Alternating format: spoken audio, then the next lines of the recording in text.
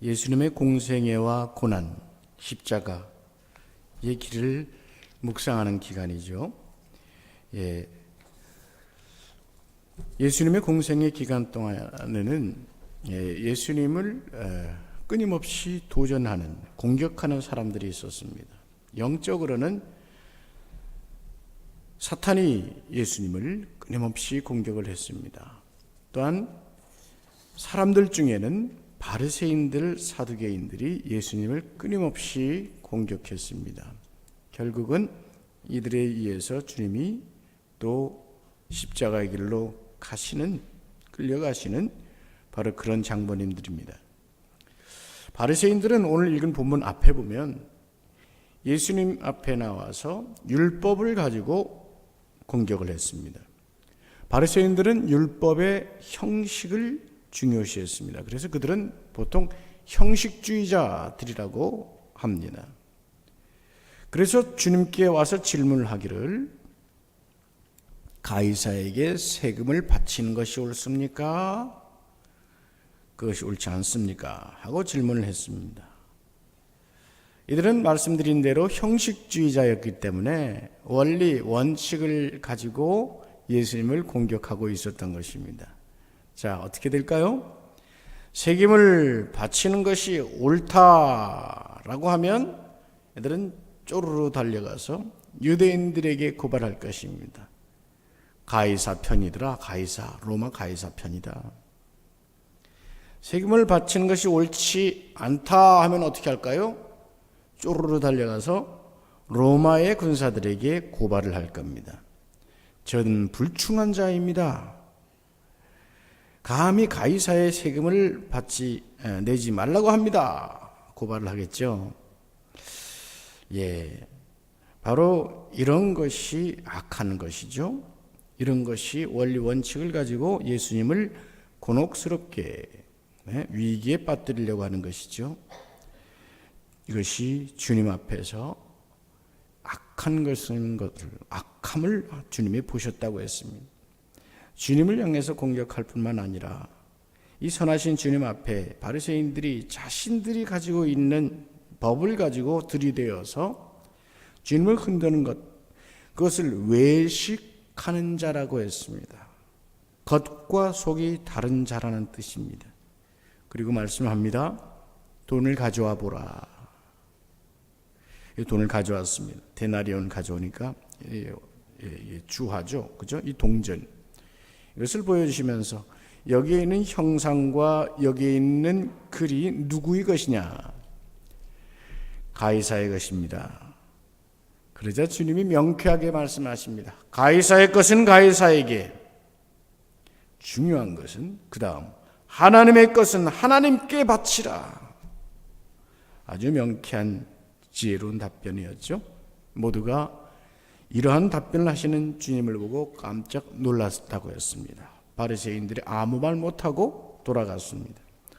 그리고 오늘 본문 말씀은 이번엔 사두개인들이 왔습니다. 사두개인들은 부활을 믿지 않습니다. 영적인 실체도 믿지 않습니다. 내세, 앞으로 올 천국도 믿지 않습니다. 그야말로 이들은 현세주의자입니다. 땅의 가치관, 땅의 사람들인 것입니다. 이 사두개인들은 본래 옛날에 여러분 구약시대에 보면 대제사장이 있었죠. 지금 다윗과 솔로몬 시대에 있었던 대제사장, 혹시 사독이라고 여러분 기억하십니까? 성경을 읽어보신 분들은 잘 아시겠죠. 사독의 후예입니다. 그런데 사독은 대단히 충성스러운, 그리고 하나님을 잘 섬겼던 자라고 여겨지는데 세월이 가면서 변했습니다. 변질됐습니다. 이들은 로마 권력과 타협했습니다. 적당하게 타협하면서 적당하게 잘 살았습니다. 예루살렘 주변에 많은 땅들을 거느릴 수 있었습니다. 부를 소유하고 권력을 소유하고 로마의 권력층들과 함께하면서 그들은 그야말로 귀족층으로 살았습니다. 자, 그들이 주님께 와서 질문을 한 것입니다. 이 질문도 도전입니다. 자, 선생님이요, 모세가 일렀으되 사람이 만일 자식이 없이 죽으면 그 동생이 그 아내에게 장가들도록 돼 있지 않습니까? 그래서 형을 위하여 상속자를 세우게 하지 않았습니까? 우리 중에 7형제가 있습니다. 마지가 장가 들었다가 죽었습니다. 상속자가 없기 때문에 그 동생이 그 형수를 아내로 취하여 다시 씨를 얻고자 하였는데 씨를 얻지 못하였습니다. 둘째, 셋째, 일곱째까지 그렇게 하다가 결국은 그 여인이 죽고 말았습니다. 자, 그러면 선생이 말하는 부활 때에 이 여인은 누구의 아내가 되겠습니까? 7형제 중에 누구의 아내입니까? 우리 민족의 문화에서는 잘 이해가 잘 안 될 일이죠. 시편 25편에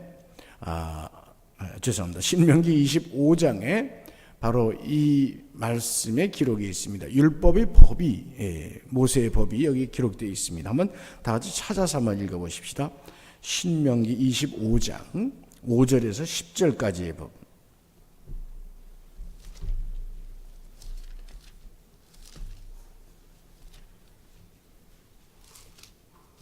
신명기 25장 5절에서 10절까지입니다. 구약 성경, 제가 가진 성경 300면입니다. 신명기 25장 5절부터 10절까지 다 같이 한번 읽어보시겠어요? 함께 읽습니다. 함께 합시다. 형제들이 함께 사는데 그중 하나가 죽고 아들이 없거든 그 죽은 자의 아내는 나가서 타인에게 시집가지 말 것이요, 그의 남편의 형제가 그에게로 들어가서 그를 아내로 맞이하여 아내로 삼아 그의 남편의 형제된 의무를 그에게 다 행할 것이요, 그 여인이 낳은 첫 아들이 그 죽은 형제의 이름을 잊게 하여 그 이름이 이스라엘 중에서 끊어지지 않게 할 것이니라. 그러나 그 사람이 만일 그 형제의 아내 맞이하기를 즐겨하지 아니하면 그 형제의 아내는 성문으로 장로들에게로 나아가서 말하기를 싫어하여 남편의 형제된 의무를 내게 행하지 아니하나이다 할 것이요, 그 성읍 장로들은 그를 불러다가 말할 것이며 그가 이미 정한 뜻대로 말하기를 내가 그 여자를 맞이하기를 즐겨하지 아니하노라 하면 그의 형제의 아내가 장로들 앞에서 그에게 나아가서 그의 발에서 신을 벗기고 그의 얼굴에 침을 뱉으며 말하기를 그의 형제의 집에 세우기를 즐겨 아니하는 자에게는 이같이 할 것이라 하고 이스라엘 중에서 그의 이름을 신복김 받은 자의 집이라 부를 것이니라. 아멘. 예, 이게 뭐라고 나온 겁니까? 우리 문화에서는 잘 이해가 안 가는데 이것을 알기 위해서는 이스라엘 백성들이 가지고 있는 장자에 대한 문화를 잘 알아야 됩니다. 여러분, 이스라엘 백성들에게 장자는 누구의 것으로 되어 있습니까? 이것을 잘 알아야 됩니다. 장자는 하나님의 것입니다. 성경 구약 성경에서 장자는 하나님의 것입니다. 이게 어떻게 해서 나온 것일까요? 유월절의 전례에서 나옵니다. 유월절에 이스라엘 백성들이 애굽에서 탈출해 나오잖아요. 그때 10번째 재앙이 무엇이었습니까? 장자가 죽는 재앙이었습니다. 그런데 이스라엘 백성들에게는 하나님께서 은혜를 주셨죠.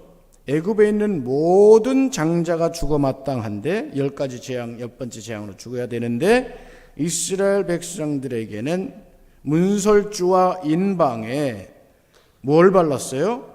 피를 발랐습니다. 무슨 피? 양의 피를 발랐습니다. 그 양의 피가 무엇입니까? 예수 그리스도의 예표죠. 바로 모든 자들이 죽어 넘어갈 때, 장자들이 죽어 넘어간다고 하는 것은 그 가정이 허물어지는 것입니다. 끝나는 거예요. 그런데 그 장자도 살리고 온 가족이 살아나는 그 효과, 그것은 이 피의 능력에 있었던 것입니다.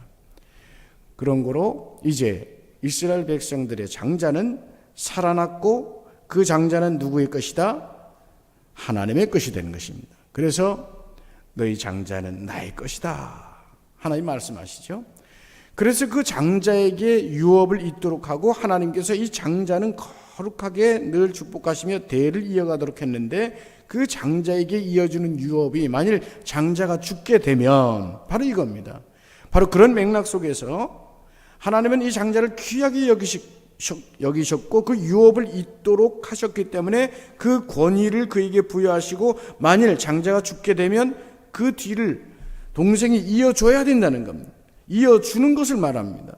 형수를 아내로 취한다 하는 것이 바로 그 뜻입니다.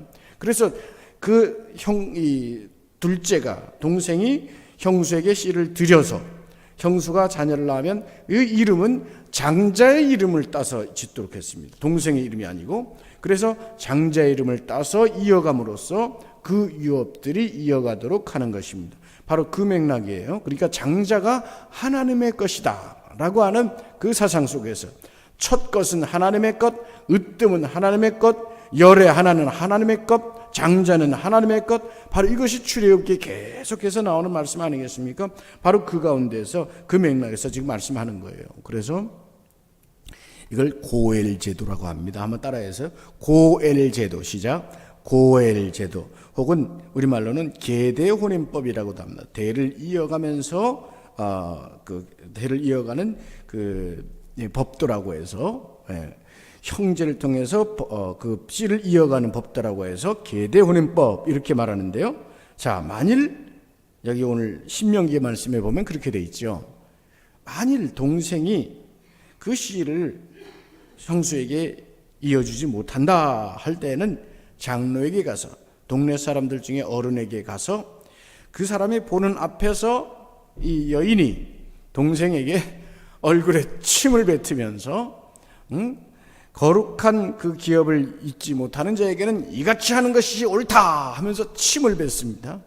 그러면은 동생은 그 유업을 이어주지 않아도 되는 바로 그런 제도, 이게 고엘 제도인데 여러분 혹시 기억나세요?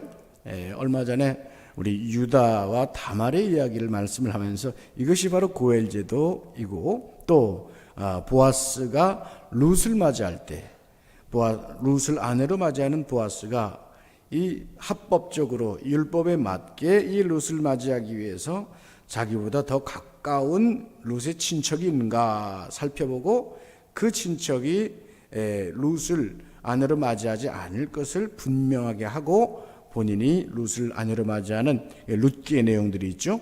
바로 그것입니다. 이것들이 이 고엘 제도의 내용입니다. 여기에서 주님께서 이 사두개인들의 말을 듣고 하신 말씀이 있습니다. 세 가지로 정리해 볼게요. 첫째는 주님께서 그들에게 말하시기를 29절 말씀을 보세요. 예수께서 대답하여 이르시되 너희가 성경도 하나님의 능력도 알지 못하는 거로 오해하였도다 말씀합니다. 주님은 그들이 오해한다고 말씀했습니다. 성경을 제대로 알고 있지 못하다. 주님은 그들의 시선을 바꿉니다. 오해를 지적하면서 그들의 마음과 생각을 바꾸도록 하십니다. 그것을 지적해 줍니다. 그것은 그릇 믿는 시선을 바꿔주는 것입니다. 너희들의 시야가 잘못되었다. 성경도 하나님의 능력도 제대로 알지 못하고 있다.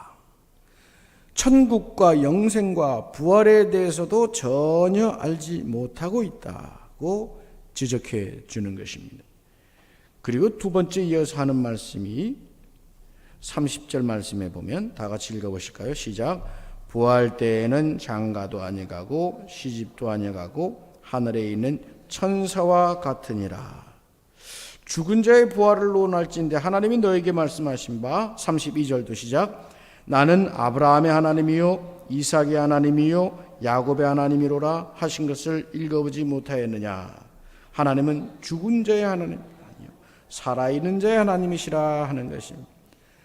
주님은 첫 번째 그들의 오해를 지적하시고 두 번째는 살아있는 자의 하나님, 살아계신 하나님을 보여줍니다. 우선 살아있는 자의 하나님이란 무엇이겠습니까? 아브라함과 이삭과 야곱의 하나님을 말씀할 때 이들은 살아있는, 여전히 천국에 살아있는 우리의 조상이다, 이런 뜻을 갖고 있습니다. 믿음의 조상들은 살아있다, 이런 말씀입니다. 우리가 당연히 믿고 있지만 여러분, 이 믿음은 놀랍습니다. 우리보다 먼저 간 우리 신앙의 선진들, 선조들, 조상들 살아있는 것입니다. 성경을 찾아보십시다. 히브리서 11장 1절 2절 말씀. 히브리서 11장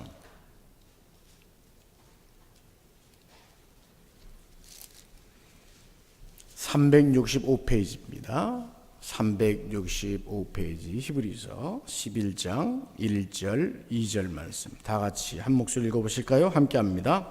믿음은 바라는 것들의 실상이요 보이지 않는 것들의 증거니 선진들이 이로써 증거를 얻었느니라. 아멘. 여기 선진이라 하면 조상을 말합니다. 조상, 옛적 사람들, 우리 믿음의 선배들을 말합니다. 그들은 살아있다는 것입니다. 그들이 믿음의 증거가 되고 증인이 된다는 것입니다. 12장에도 가서 보십시다. 히브리서 12장 말씀 1절 2절 함께 읽어보겠습니다. 함께 합시다. 이러므로 우리에게 구름같이 둘러싼 허다한 증인들이 있으니 모든 무거운 것과 얽매이기 쉬운 죄를 벗어버리고 인내로써 우리 앞에 당한 경주를 하며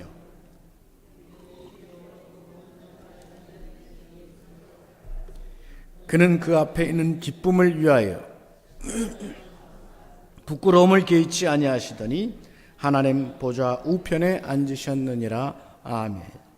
구름같이 둘러싼 허다한 증인들, 1절 말씀에 이들이 바로 믿음의 선조들이요 우리 앞서간 많은 믿음의 사람들이 있다는 뜻입니다.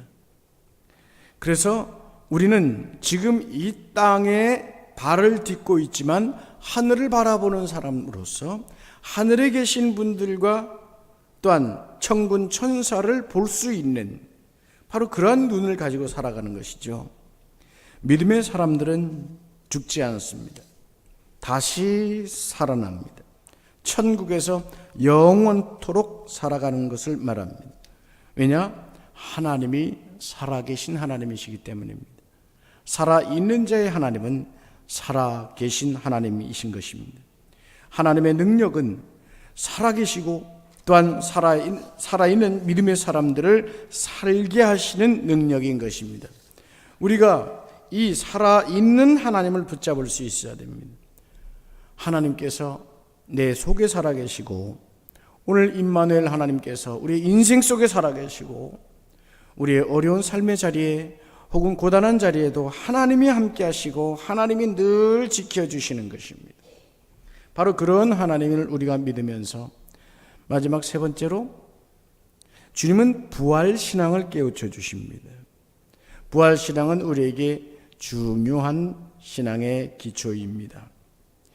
오늘 우리 제자 훈련하면서 창조신앙을 공부했습니다마는 창조신앙이 우리의 신앙의 기초요 가장 중요한 신앙이라면 부활신앙은 우리 모든 신앙의 마무리요 또한 모든 인생의 목표가 되는 것입니다. 우선은 주님의 부활을 믿을 수 있어야 됩니다. 주님께서 부활하신 그 역사를 우리가 믿음으로 살아가는 것이요 또한 우리의 부활도 믿을 수 있어야 됩니다. 요한복음 5장 말씀을 한번 찾아보십니다. 요한복음 5장 26절에서 29절까지 말씀.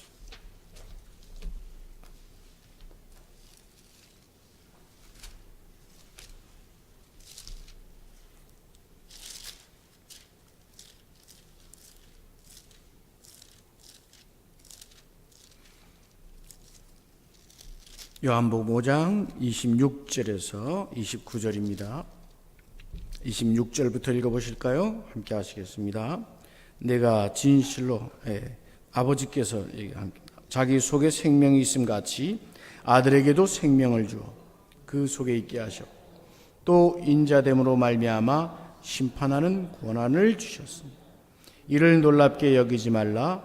무덤 속에 있는 자가 다 그의 음성을 들을 때가 오나니 선한 일을 행하는 자는 생명의 부활로 악한 일을 행하는 자는 심판의 부활로 나오리라. 아멘. 요한복음이 말씀하는 게 뭡니까? 부활의 날에 있다는 것을 뜻합니다. 부활의 날, 그때 주님께서 심판주로 오심을 뜻합니다. 그리고 생명의 부활로 우리는 나온다는 말입니다.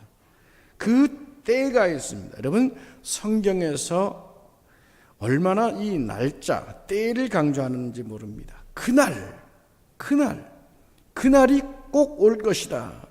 세상에서도 그런 노래를 자꾸 부르죠. 그날. 이게 다 성경에서 비롯된 겁니다. 하욤이라고 해서 바로 그날, 주님께서 다시 오시는 그날, 마지막 심판주로 오시는 그날, 우리가 부활하게 되는 그날, 바로 그 날이 있다는 것을 성경은 누누이 말씀합니다. 부활의 날이 있다는 것입니다.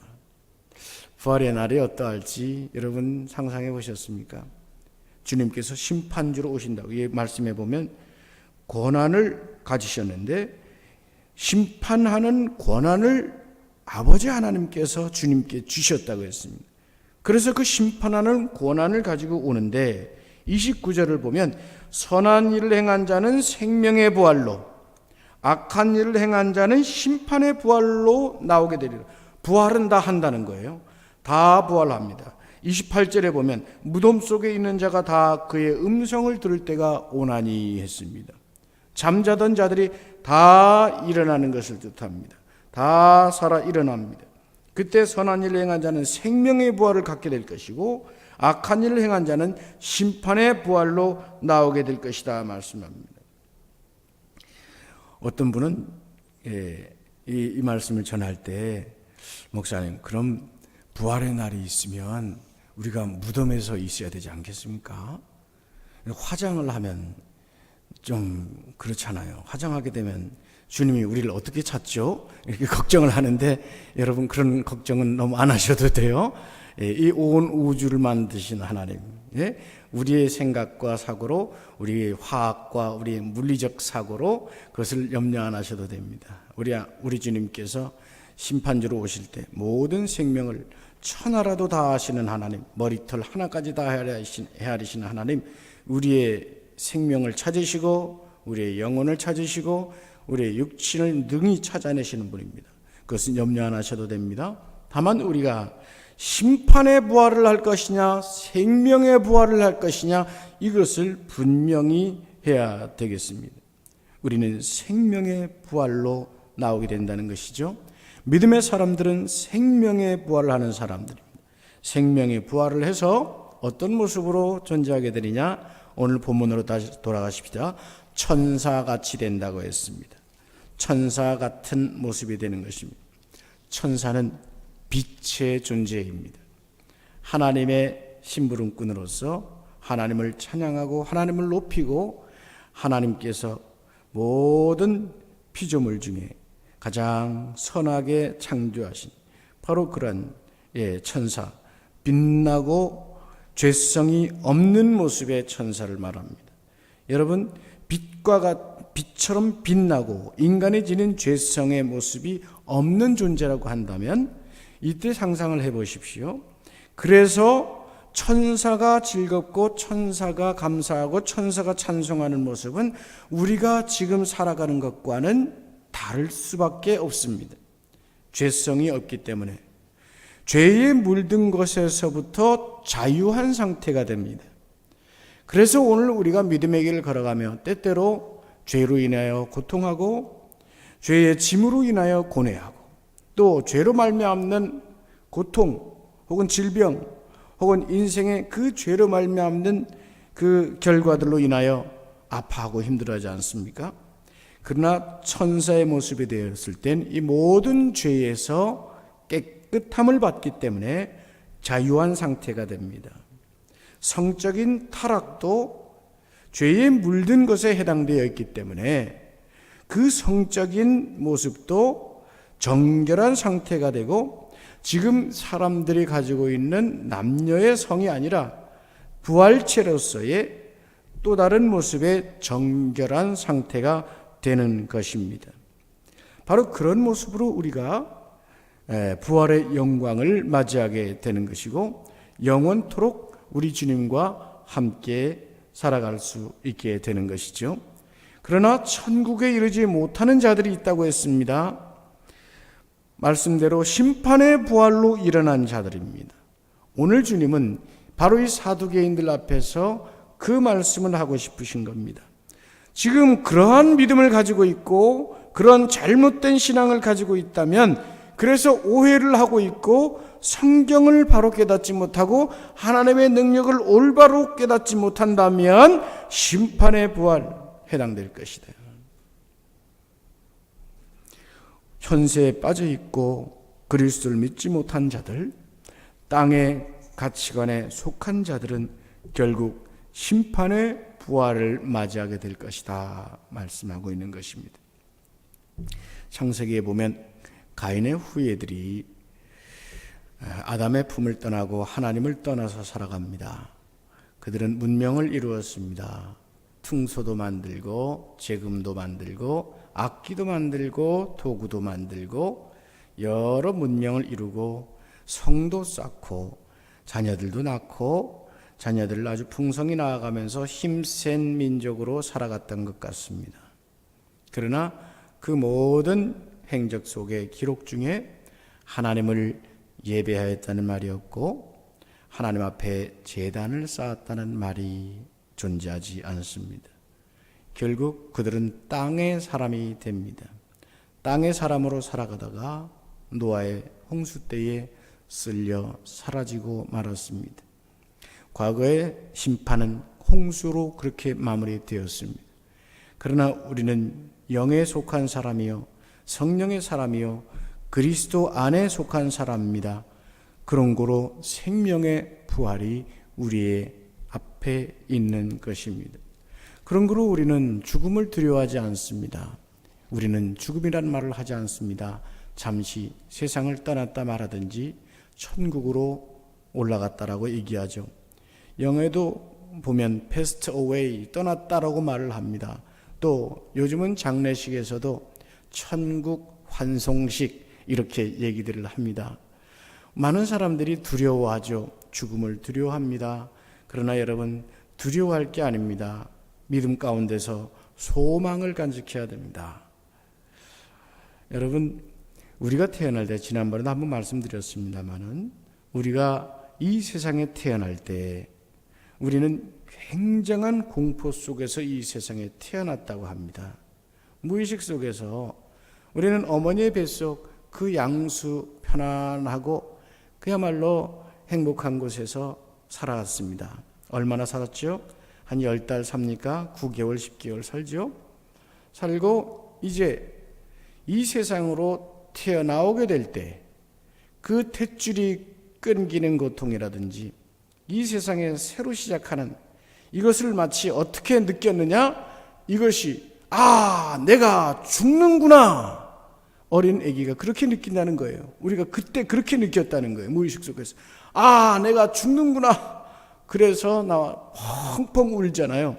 우리 중에 아는 분 없으시죠? 아는 있으세요? 안 울면 의사가 엉덩이를 때려서라도 울리죠. 왜? 숨통이 트여야 되니까.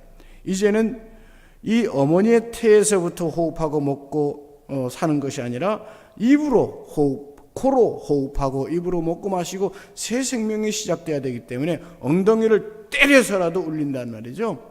여러분, 그때 기억은 안 나시겠지만 그 비유로 잘 생각해 보십시오. 그때 우리는 죽는 줄 알았지만 비로소 그때 이 세상에 태어나서 생명을 살아오고 있잖아요. 마찬가지입니다. 이 세상 다한 날, 이 세상은 마치 양수 속에 있는 태아와 같습니다. 모르겠습니다. 천국에 가기 위해서 훈련하고 준비하는 기간임에 틀림이 없습니다. 그러나 이 세상의 마지막은 천국에서의 새로운 시작입니다. 여기에서 길어봐야 한 100년 살죠.